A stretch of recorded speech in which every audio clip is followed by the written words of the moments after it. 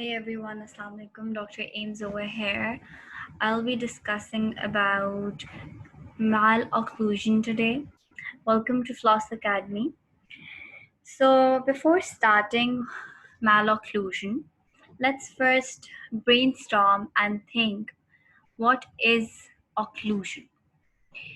Basically, occlusion means the contact of teeth in opposing dental arches. When the jaws are closed, that means static occlusal relationships. And when jaws are moving, for example, that could be dynamic occlusal relationship. So the contact of the teeth, basically, when jaws close or approach each other, right? So that is what is known as occlusion.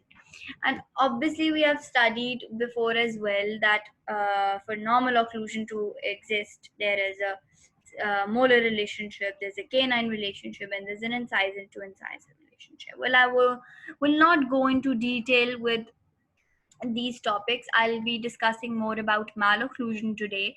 So let's move on to malocclusion.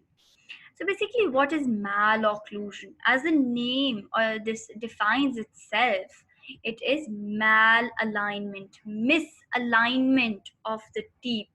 Obviously, when the upper and the lower jaw are going to approach each other, there's going to be misalignment between them.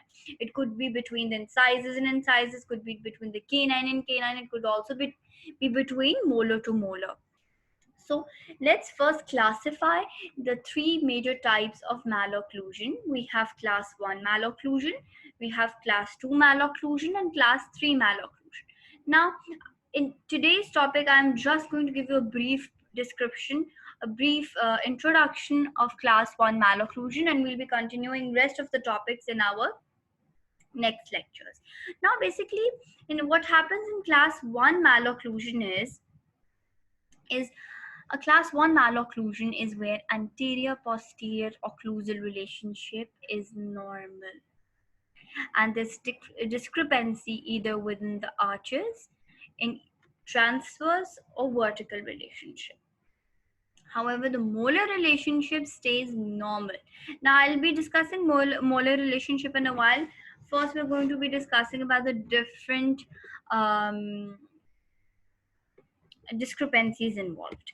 Now, if you look in this diagram, just wait on a minute.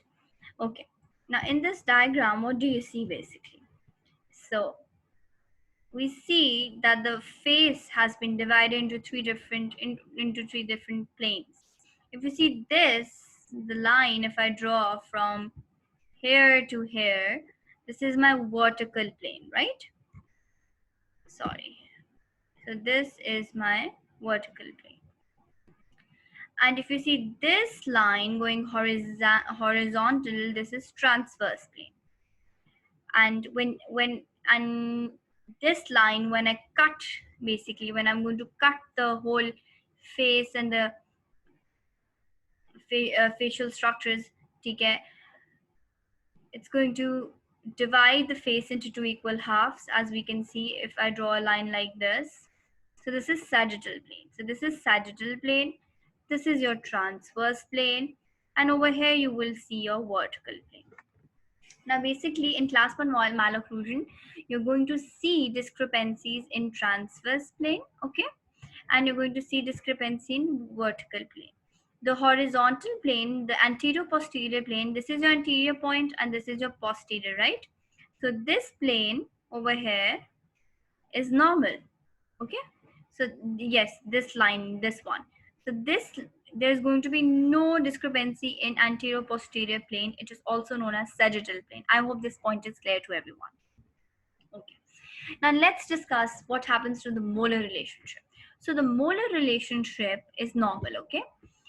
The molar relationship all of us know is mesiobuccal cusp of maxillary first permanent molar lies in mesial buccal groove of mandibular first permanent molar. So, what is this? In class 1 malocclusion, we can see this is our obviously maxillary first molar and this is our mandibular first molar. So, if you see this is the mesiobuccal cusp, where does it occlude? It occludes in the mesiobuccal groove of first permanent molar. So, the molar relationship in class 1 malocclusion is normal, whereas we're going to see some differences and some problems in in anteriors, in canines, and in sizes. We'll be discussing them later on. So I hope the definition is clear. And moving on to next. So basically, what are the different types of class 1 malocclusion? Now, what do you think about, what comes in your mind when you talk about bimaxillary protrusion or proclination? So basically, the word proclination means that it's forward, right? It's forward. So bimaxillary protrusion is basically of the upper and the lower incisors of both of the jaws, and both of the upper and lower incisors are going to be proclined, which is automatically when the incisors are proclined position, they're also going to cause what? Protuberance of the lips. Well, I will be discussing all of these topics separately. Okay, today is just an introduction video. I'm just talking about simple introduction and simple classification of class 1. Now, second point, you would also see crowding.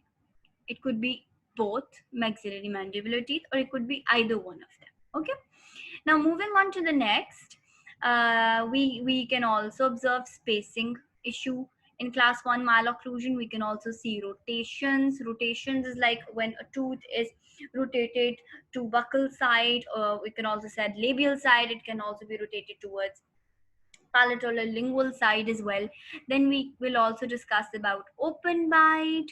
We will also discuss about deep bite, and also discuss about cross bite. So I want all of you to have a bit of knowledge, basically what is bimax protrusion, what is open bite, what is deep bite. I'm sure all of you have a concept on these terms, but we'll be discussing all of these topics separately, their treatment plans, and okay. So this was for today. Thank you so much. Do like and subscribe, and I'll see you in my next video.